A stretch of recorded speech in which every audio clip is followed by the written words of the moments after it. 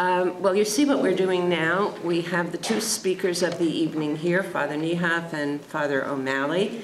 And we are doing exactly what the Pope is doing. We're entering a dialogue and conversation. So we have two students here who are taking microphones to you, if you have a comment or a question to ask of either of the speakers. The one thing that Francis has said so far that is a big question mark, his position on we will not have female priests. But I can't help but wonder, as he reshuffles the cards, and his photograph of Mary as untying knots, we have to do service by the women who share this common religion, who speak now in new ways in light of what he's telling us to do. In your comments, you really didn't touch on that, but could you at this point? Well, yes, I'll say a few words about that, women in the church. First of all, about Francis. I mean, Bob Pickens would be better able to discuss this than I am, but I think, as he has said several times, I'm learning. And he's also said, well, we don't want to make women have them suffer clericalism the way the men do, and to find the way to go. So, and remember, it's a big church. It's not just a Western church, it's not just an American church, it's not just a European church. It's a big church. And so this has to be taken into account. For me, as a historian, looking at the big history of the church, what strikes me is, all things being relative,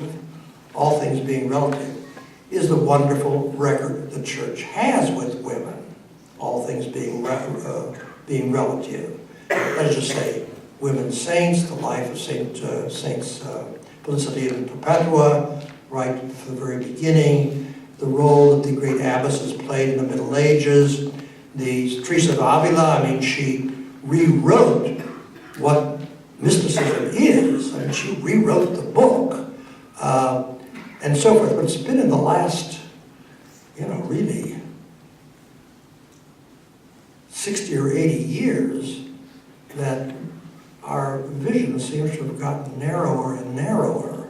Now I hope that we'll be able to broaden it again. So it doesn't exactly answer your question. I mean, we don't know what he's going to do, and it's a big issue, but it's especially an issue in the United States and in Western Europe and more in other parts of the world. But I can't say much more to that. I was so delighted that question was for John.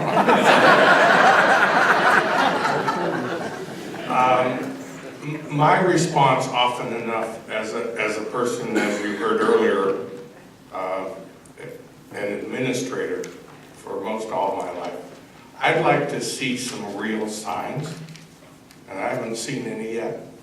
I've heard the talk, but we've heard talk for years. We need to see some signs, and he should know that. That's not rocket science.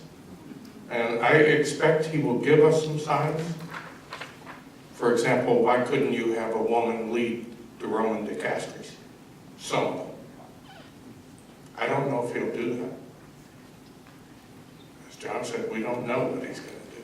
But I think that as a matter of fact, he has put some women in. Is that true, Bob? That he's put some women into fairly important positions in the Curia? No? Yes and no? Couple. We take the little steps, right?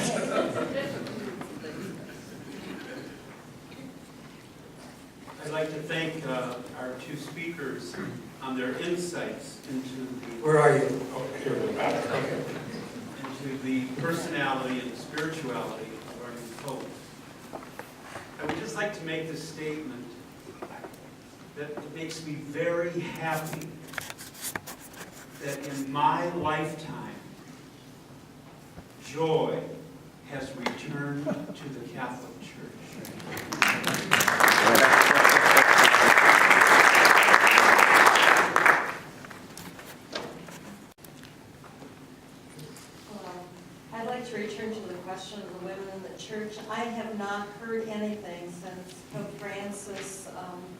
was elected about the investigation of the American Sisters.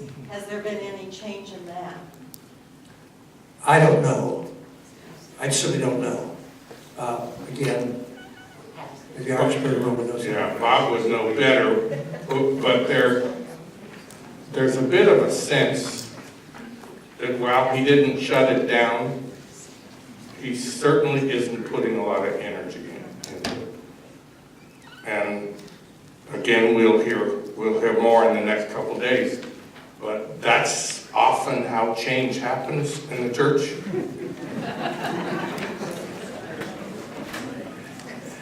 Well, I have to, Massimo Fagioli is a wonderful commentator. I was at a meeting with him, and the same question was asked, and he said, well, he said, I'm going to give an answer. It's going to sound very Italian, because he is Italian born. He said, just wait a while and see what happens. So I think that, as Bergoglio said, not about this issue, but about so many issues, he said, I've learned in my life that decisions that are precipitously made are bad decisions, and you need a little time somehow. I think this is one of those issues, but I don't know. And the other great comment of his was to tell a large group of Latin American leaders, don't worry too much about what the CDF is about. You know, that's an incredible statement that, to my knowledge, has never been made before. I'm in the back here. In the first year of Pope Francis' pontificate, he's already done a survey of the faithful, leading to the synod that's coming up in the next couple of years. Do you see a council in the near future? And if so, what do you think the council would concentrate on?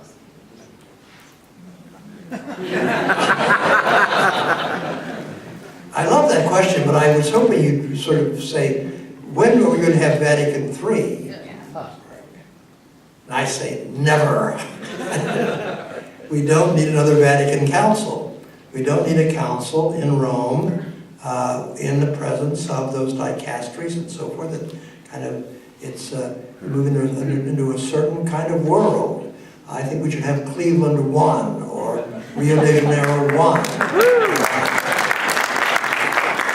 And what about a council now? I mean, for one, there is a big logistical problem because the episcopate's now about 7,000 bishops, so worldwide. So where are you going to put them? You can't put them in St. Peter's this time, in any case. And is that be such a clumsy assembly? I don't know what the answer is, but a council right now, this would need a lot of thought before you called it as to how it's going to function. Because, I mean, for instance, with Vatican II, if you read a great book on that council written by me, in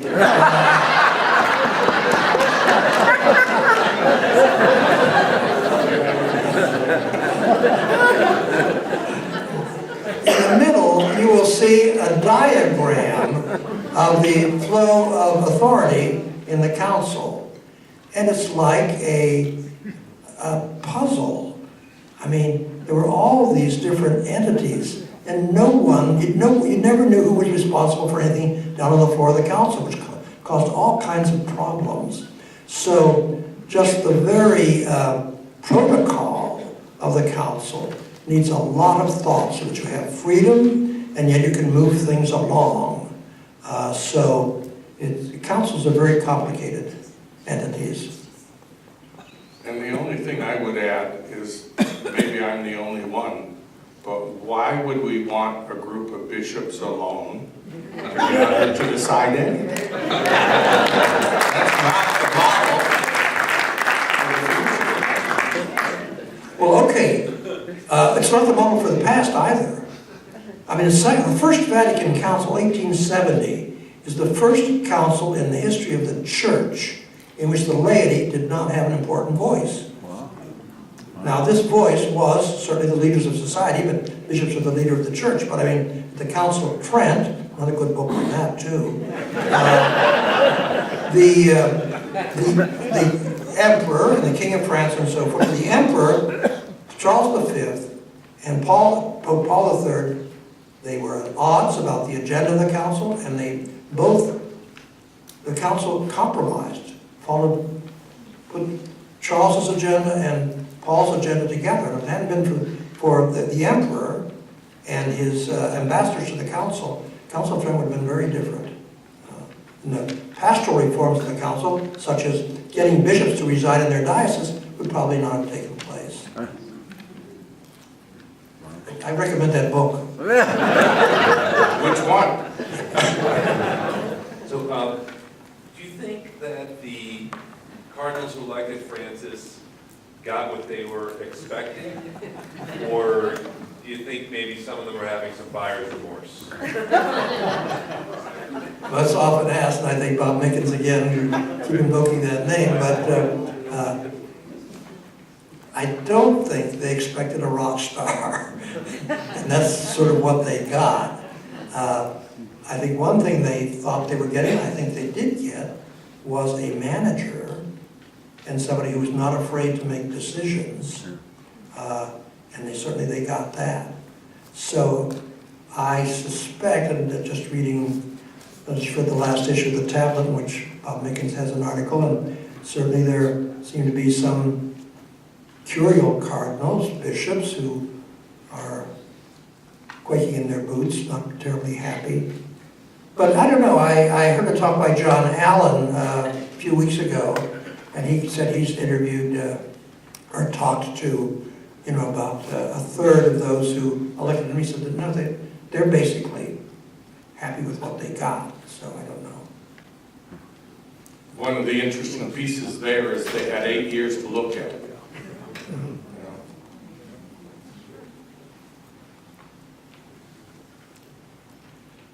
I'm particularly fascinated by the question of how clerics change. And both of you presented a kind of a scenario of an earlier Francis and a later Francis. The Francis who was actually very authoritarian, who did not consult, who felt that he had to live by hard decisions without listening, without being collegial, and then a transformed Francis. And very frankly, about 85% of the hierarchy of this church is in the first Francis position. And so why did he change? And I want to push you both. If you'd have to speculate, what creates a man of the first gender who then has some transforming experience that allows him to include, I have failed, I have been authoritarian, I have caused people to suffer unnecessarily, and I'm going to stop it. Right. I do have some thoughts. I was fascinated by that too. And here are my thoughts. The two Jesuits who were kidnapped were both teachers of his. So imagine how complicated that is. They taught him theology. So he's 33 years old. He's been ordained for less than 3 years. And he's put in charge, and the province is already divided. Remember, it's so divided that they asked the general to remove the provincial in hopes that he would bring healing. But he's 33 years old. He doesn't have much experience. He's dealing with many people older than him, some of whom are driving him to certain positions. One of the things that occurred to me is it seems as if, well, there certainly were some things that led up to it. The radical change happened as Archbishop. Now that's stunning to me and totally unpredictable, okay? But for the first time, he had the freedom to do it. Remember, one of his concerns about the work these priests were doing, no doubt, was what the Archbishop thought about this. And the bishops in Argentina were divided on this and still haven't come together universally to acknowledge the church's role during the early war, still to this day. they're still divided on this. I'll conclude with this. Some years ago, the hope that I had in mind was so many bishops are so political, and that's how they got to their position, that when the authority changes, so will they. And I think we will see change we didn't expect among bishops and cardinals. Some of them are desperate to save their jobs.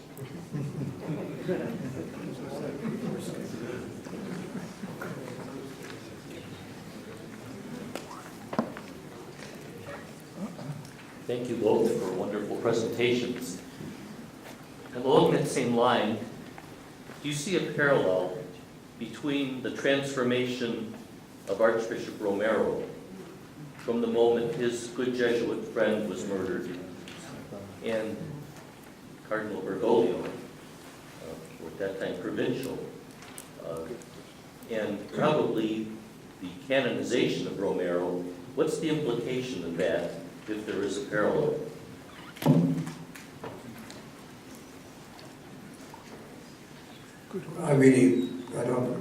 Can't answer that. I think there is, it's a striking parallel. Here you have two mature men, and they see the light somehow. They have a conversion experience. I think these are always sort of mysterious.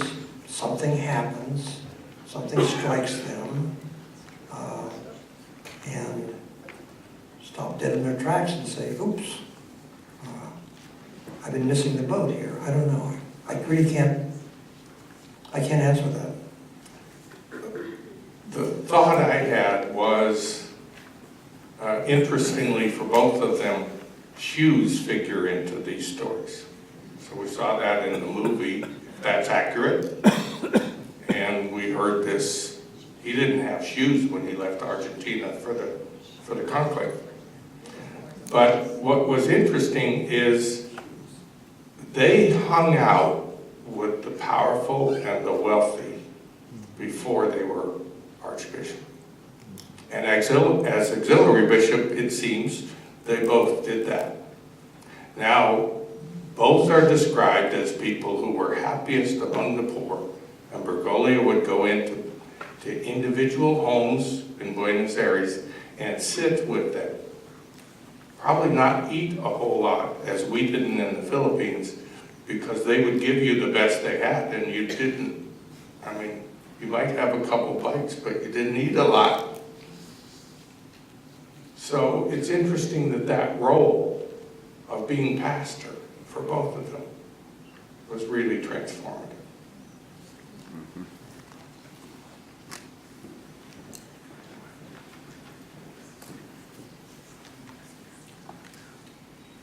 I'd like to hear your reaction to the interview that he gave to the Jesuit journals. That image of Mary untie her knots crystallizes something I had the feeling of. It's like he's actually just saying this, things that have been controversies for 50 years, and he's just sort of saying some position that everybody else would have been tiptoeing around for the last 50 years. And it was like, oh, he just sort of untied that knot now that I see that image. And that's what excited me about that image as well. And this is what I would add to it. It isn't, I don't know that it's clear to him how the knot is going to be untied. And so I think maybe his prayer is, will the Blessed Virgin help us untie this knot? And I believe he experiences that in his own life.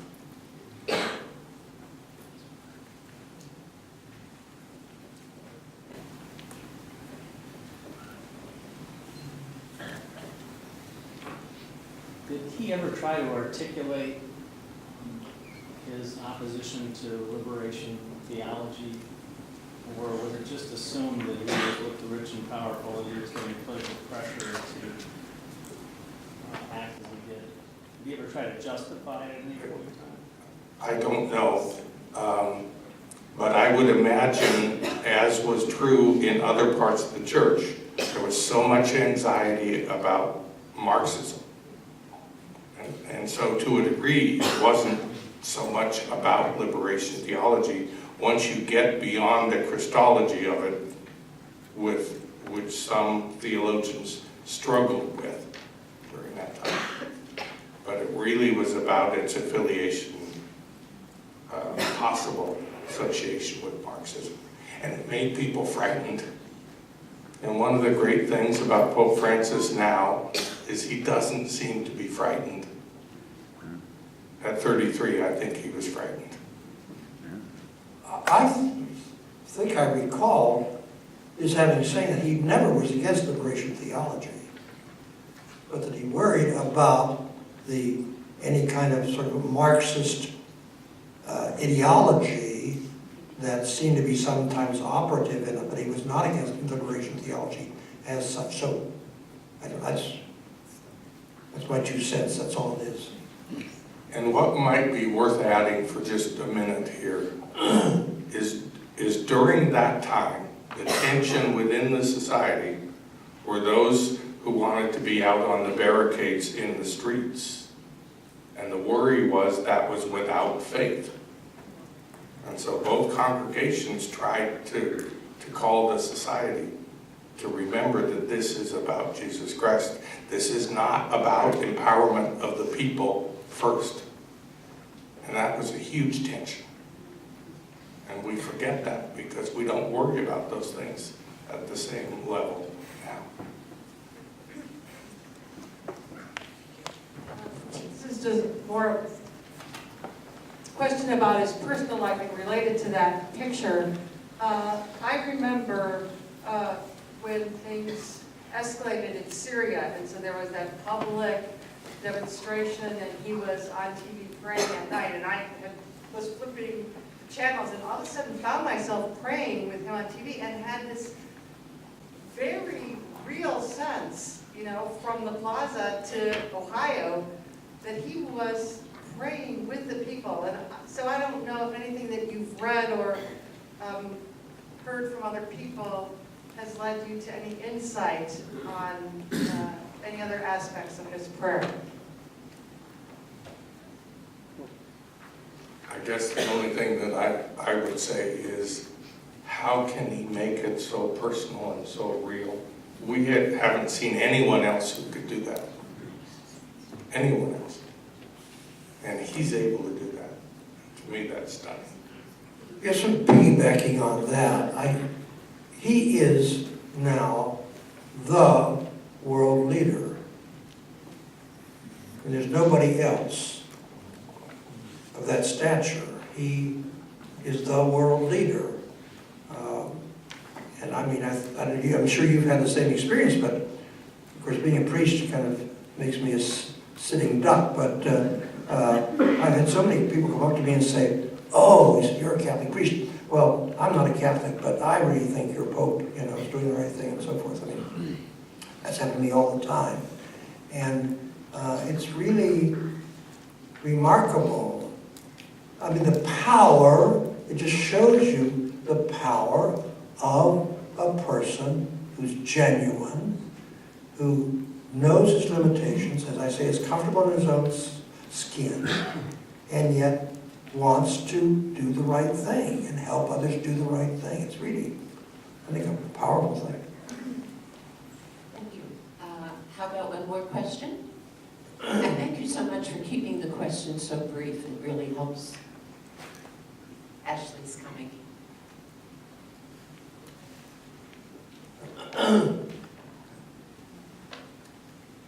March 27th, I think that President Obama is going to meet with Pope Francis. That would be an occasion for projecting a sign of hope. Do you have any insights into what that could possibly be? Hope in the Democratic Party or what?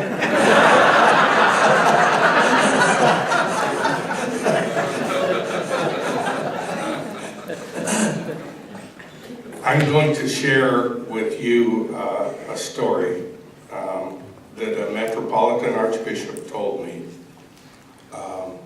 when their leader of government met with the Pope. It never occurred to me. The nuncio called the Archbishop and said, "What would you recommend that the Holy Father say to your Prime Minister?" And he said, "Well, we have these issues." And one of those issues was capital punishment. The PM told the Archbishop that the Pope had raised that issue with him. And he said, "Now I have to think about it in a new way." Politically, capital punishment gets a lot of support here, but the Pope was very persuasive in his comments. I found that fascinating. Well, it's time to thank you both for a very stimulating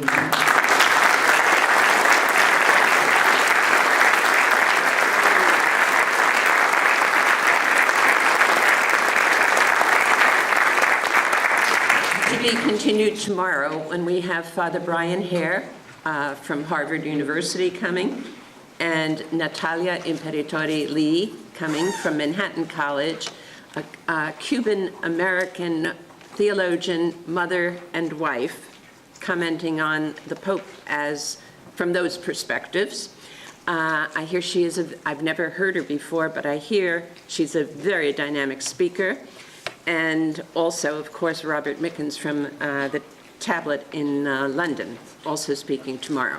I have a favor to ask of all of you, to allow our speakers to get to the atrium so that they could mingle with you all and not to stop them along the way. And I wish you a very lovely evening. I hope you enjoy our little reception for you, and I look forward to seeing you all tomorrow. Thank you.